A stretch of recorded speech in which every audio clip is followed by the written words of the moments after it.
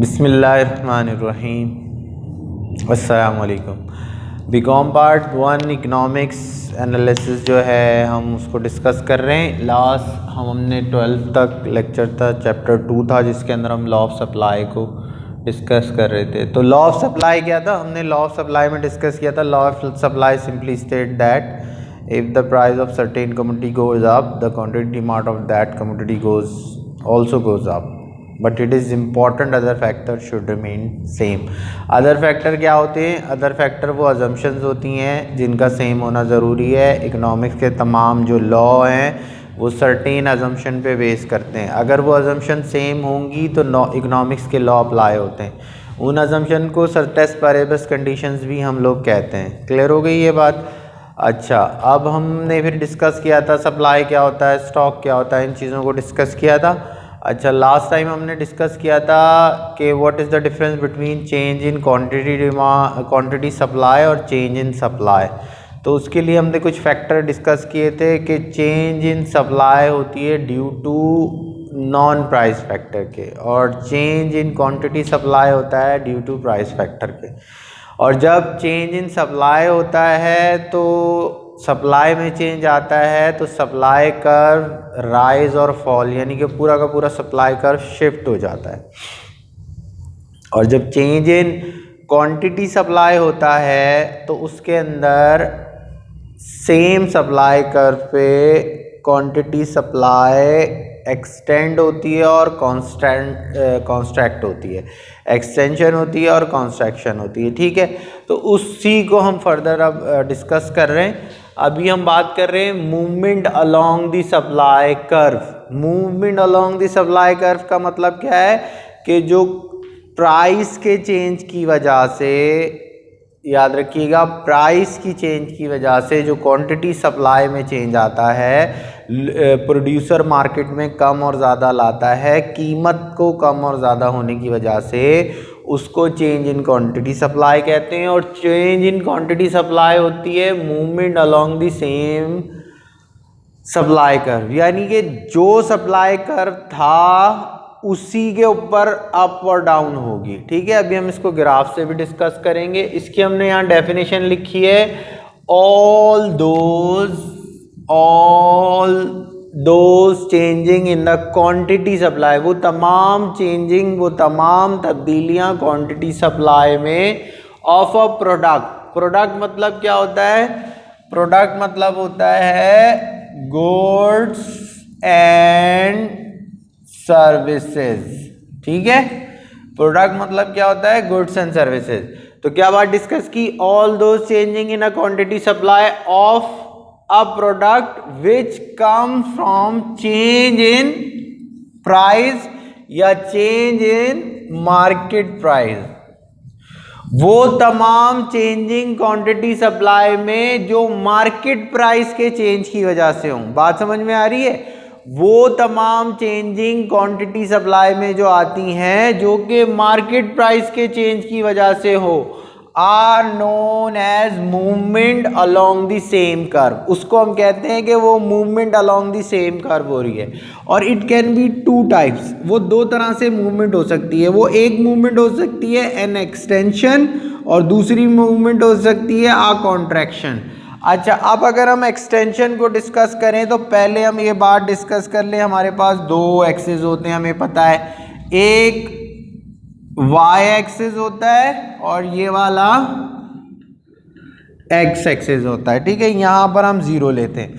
जब भी हम normally law of demand, law of supply की बात करते हैं तो y एक्सिस पे हम क्या लेते हैं? प्राइस। क्लियर हो गई? और x एक्सिस पे हम क्या लेते हैं? Quantity supply.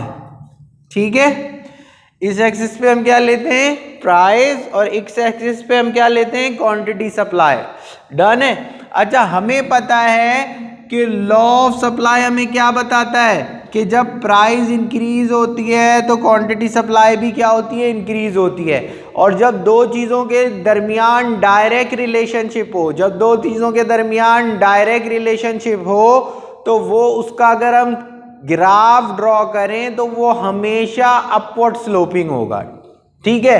तो ये सप्लाई कर्व है, इसको हम एस कह रहे हैं, सप्लाई कर्व अपवर्ड स्लोपिंग है। अब हम सपोज कर रहे हैं कि भाई यहाँ एक हमारी प्राइस थी, यहाँ पर हम ले लेते हैं 10 प्राइस, यहाँ पर हम ले लेते हैं क्वांटिटी सप्लाई है 50। अगर हम एक इस पॉइंट को हम पॉइंट बोल देते हैं कि ए पॉइंट है, फिर हम बी पॉइंट ले लेते हैं, इधर प्राइस बढ़ के 20 हो गई और ये 100 हो गया। बात समझ में आ रही है? अच्छा, इस पॉइंट को हम बी बोल देते हैं, सही है।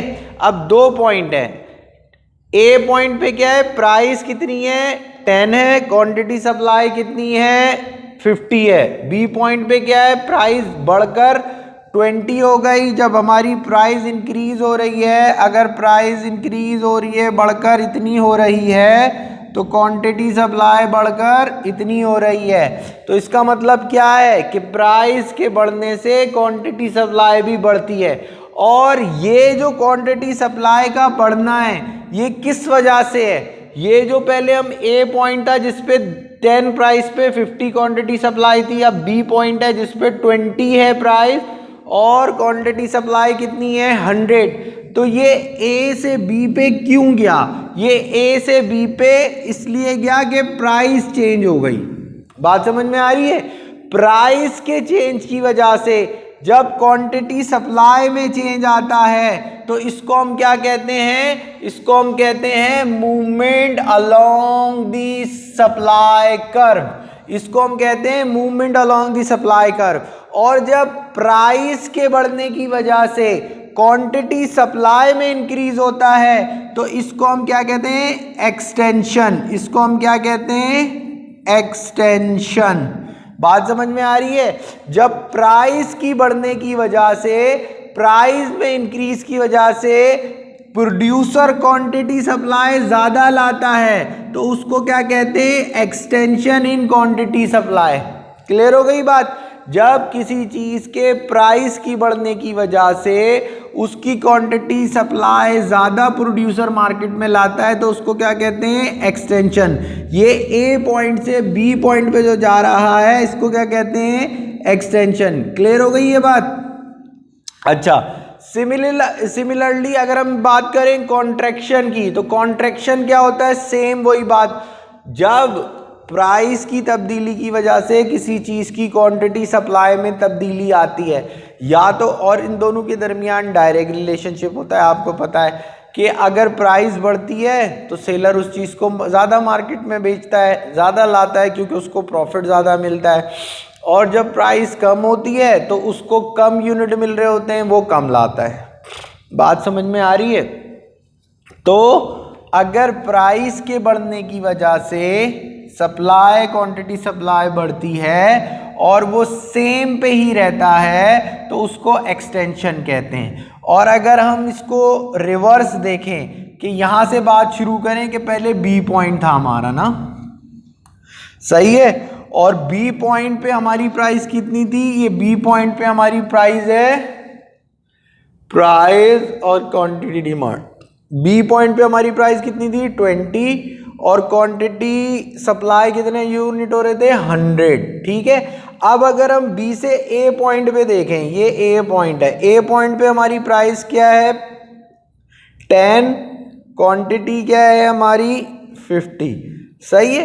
ये ए पॉइंट है, ये बी पॉइंट है। तो अब हम ये देखें कि इनिशियली तौर पर बी था, इनिशियली तौर पर बी था, बी पे हमारी प्राइस क्या थी 20, बी पे हमारी क्वांटिटी सप्लाई क्या थी 100, और ये बी से ए पर आता है, अप से डाउन होता है, तो इसको हम क्या कहते हैं, इसको हम कॉन्ट्रैक्शन कहते हैं, contraction along the same demand curve. बात समझ में आ रही है?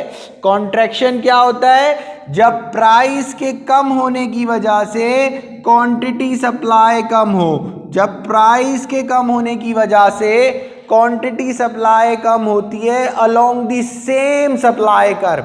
Along the same supply curve मतलब कोई नया सप्लाई कर्व नहीं बन रहा, जो सप्लाई कर्व पहले था उसी पे अभी है, मगर प्राइस के कम होने की वजह से अब जब प्रोड्यूसर को कम प्रॉफिट मार्जिन मिलेगा तो वो मार्केट में उसको कम सप्लाई करेगा, और प्राइस की कमी की वजह से जब प्रोड्यूसर या सेलर का ये बिहेवियर हो कि वो उसको मार्केट में कम लाता है तो वो सेम सप्लाई कर्व पे वो बी पॉइंट से जो ए पे आता है, यानी कि एक पॉइंट से दूसरे पॉइंट की तरफ आता है, उसको कॉन्ट्रैक्शन कहते हैं। और जब प्राइस के बढ़ने की वजह से वो एक सेम पॉइंट से दूसरे पॉइंट पे मूव करता है तो उसको क्या कहते हैं? एक्सटेंशन।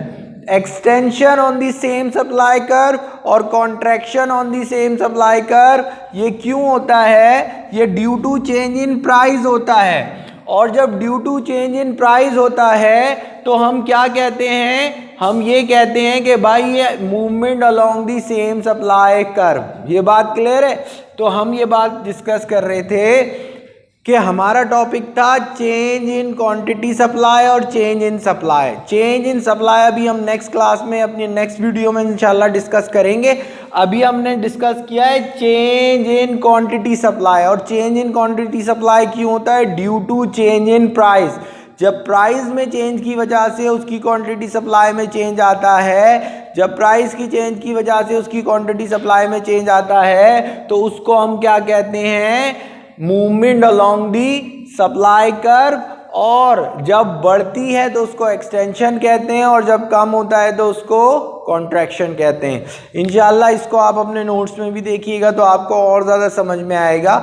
अभी इस लेक्चर में इंशाल्लाह इतना ही, नेक्स्ट लेक्चर में इसको हम कंटिन्यू करेंगे। Thank you so much. अस्सलाम वालेकुम।